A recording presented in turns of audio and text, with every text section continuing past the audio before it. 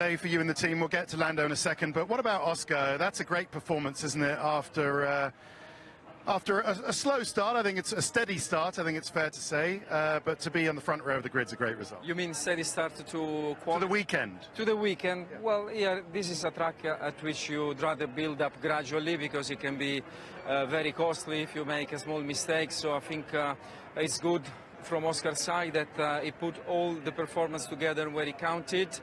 Very strong to be P2 at this track, only beaten by Leclerc, who is a specialist. He's done a few pole positions at this circuit. It shows that the car is competitive in all conditions, and it shows the maturity and the speed of Oscar. So well done to him, indeed. And the bitter element is that the other car is at the back of the grid tomorrow. We will try and do our best to get back in the points, minimize the impact. But obviously that was a very unfortunate qualifying for Lando today. We were discussing now with the FIA as to why a yellow flag was displayed at that moment in time, which was extremely costly for our in the economy of this weekend. We will try and recover tomorrow. Okay, so we've been looking, Karun's been looking, trying to find it. Can you explain, because obviously Ocon was on the track, but he was a slow car. A slow car means that there is a white flag. Where was the yellow shown, and was it misshown when maybe a white should have been shown? And was it Lando that saw it? And he saw yellow. Did the team say there is a yellow flag?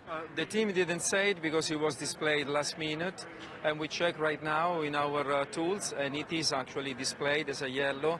So we were in conversation with the FIA as to why that happened, because the yellow flag isn't necessary when there's a car that, you know, it's just a slow car. It's offline, going slowly. It's offline going. So everyone tries their best, I'm sure.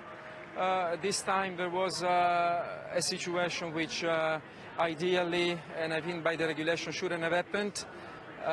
We pay the price, we don't give up.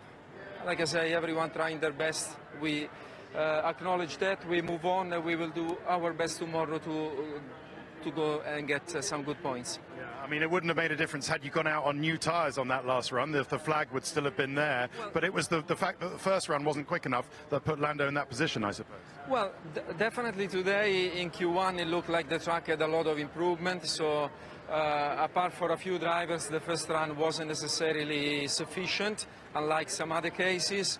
The used tyres were good, like Oscar does a 43.0 and Lando was exactly at the same kind of pace, and Oscar's time was good for a P3 at the end of Q1. So I think the used tyres were good enough. We saw even in Q3 Oscar on a used tyre, he was P3 at that moment in the final session of qualifying. So I think Lando at the wrong time, in the place in which there was a yellow flag displayed, which ultimately wasn't necessary.